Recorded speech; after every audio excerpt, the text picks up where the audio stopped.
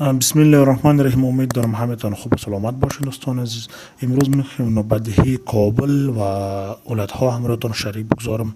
نن غواړم تاسو سره د کابل او د ولایتونو د بیومتریک د تاریخ وهنې نوبت درته سره شریک کړم. نن تاریخ ده د 1402 کال څلورمې میاشتې 25 تاریخ ده. نن راځو د کابل نوبدهي چې د کابل نوبدهي د 1402 کال د 1401 کال د دویمې 26 تاریخ ته شوې ده، یعنې تېره ورځ چې هغه 25 تاریخ کې ده او نن چې د 25 تاریخ ته شوې ده. کوم کسانو چې په دغه تاریخ باندې ثبت نامونه کړي کولی شي خپل فرمې چک کړي. کاپیسا نوبدهی کاپیسا که 401 7 11 پروان 401 4 9 وردګ چې ده 1401 کال د 12 14 کې ده. لوګر چې ده د 1402 کال د اول 18 کې ده. ننګرهار د 1401 کال د 9 میاشتې 25 کې ده. لغمان چې ده کوم کسانو چې لغمان کې ثبت نامونه کړي دي یعنې تېر کال په 1401 کال درېمې او 20 ته نوبت رسېدلی ده. پنجشیر 401 6 12 بغلان 401 6 12 بامیان 401 12 11 غزنی 401 12 17 پکتیا چې ده 1402 کال د اولې میاشتې 12 تاریخ کې ده. کونړ چې ده د 1402 کال د اولې میاشتې 40 تاریخ کې ده. کونړ پسې نورستان ولایت ده. نورستان ولایت نوبدهي چې ده د 1401 کال د شپږم یا 13 کې ده. بدخشان 402 1 21 است. تخار 402 1 20 است. کندوز 402 1 13 سمنگان 401 12 20 است. سرپول 402 1 30 است. د کندی 401 6 25 است. ارزګان چې د 1402 کال د اول 18 تاریخ کې ده. زابل د 1402 کال د څلورمې 18 کې ده. پکتیکا 1402 کال د اول 20 کې ده. خوست د 1401 کال د 12 23 کې ده. بلخ 401 4 25 است. جوزجان 402 1 17 فاریاب 401 16 است. هلمند د 1402 کال د اول 20 کې ده. کندهار د 1402 کال د اول 20 تاریخ کې ده 12 تاریخ کې ده. بادغیس 1401 کال د 12 اوم کې ده. هرات 401 4 17 فرا 402 1 25 است. نیمروز 402 1 8 است. کسایی که به می تاریخ در ولایت ها و در کابل ثبت نام کرده هستند میتونم فرم خود چک کنم تا فرم نهاییشان آمده هستند یا تاریخ فرم نهاییشان مشخص شده است. کوم کسانو چې په دغه تاریخ باندې ولایتونو کې او کابل کې ثبت نامونه کړي دي دوی کولی شي چې خپل فرمې دي چک کړي او دوی ته د بیومتریک هغه نهایي فرم تاریخ ښودلی ده او بعضو ته د نهایي فرم ورکړی ده. دوی کولی شي خپل فرمې چک کړي ودې ګوري.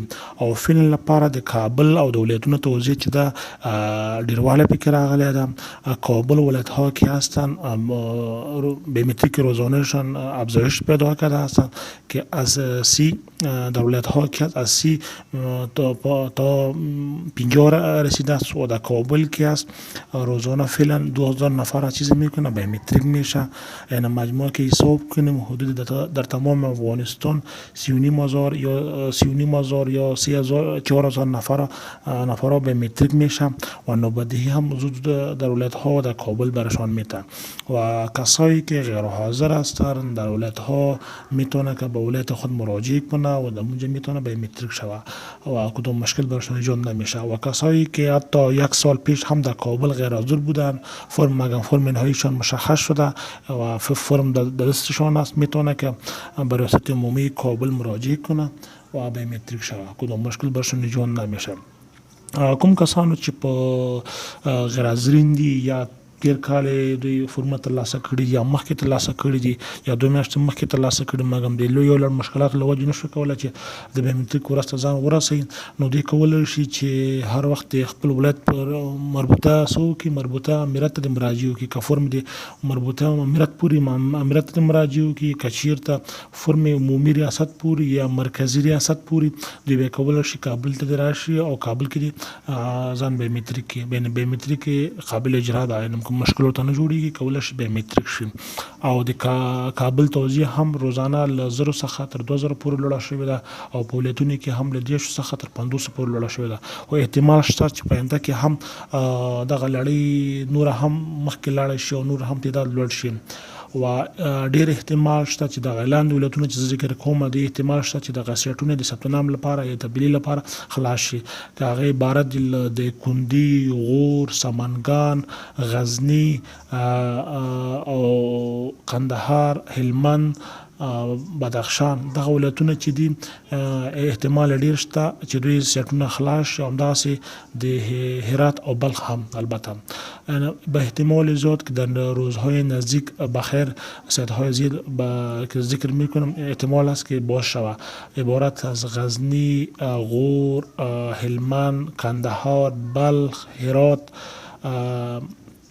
ننگرهار هم احتمال است که در این نزدیک ها بخیر باشه و سمنگان و این ولایت ها که ذکر کردم احتمال زیاد است که بخیر در این نزدیک ها سیرشان باشه و باز میتونه که فرم خود از کابل ولایت ها تبدیل کنه یا ثبت نام جدید کنه. و کسایی که میخواد ثبت نام کنه باید در سایت کابل ثبت نام کنم، این برایشان زود نوبت میتم.